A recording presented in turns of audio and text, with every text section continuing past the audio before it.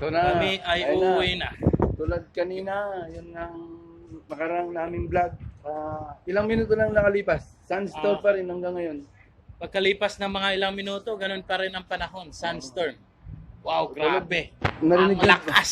narinig niyo ba yung sinabi niya kanina? Kung sa Ah. Pilipinas, umuulan ng tubig. Dito umuulan ng buhangin. Ang sarap. Ang sarap po sa lalamunan, lalo na inyong natitikman. Ganun pa man ay ulitin ko, kagaling na namin sa Washuku Japanese ito yung Restaurant. head chef ng Washu. Ito yung executive chef ng Washuku Japanese Restaurant. Chef lang yan. Gagawa lang ang videos. Vlog niya, vlog. Vlogger ka na rin. Hindi natin ulitin po, continue lang natin. Yan po, ang papalitan natin yung yung camera natin, babaliktad natin yun siya. Ay, hindi pwede.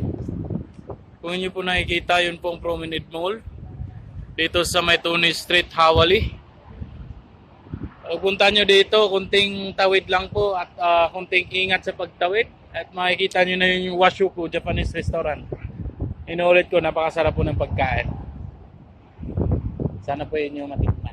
Ito po, So anyway, ngayong padilim na ng nag-aabang padilim. kami ng mga sasakyan namin. Ito yung presidente ng BTS Kuwait chapter. Galing po kami sa Washuku Japanese Restaurant ni Chef Ron. Siya po ay isang gold medalist.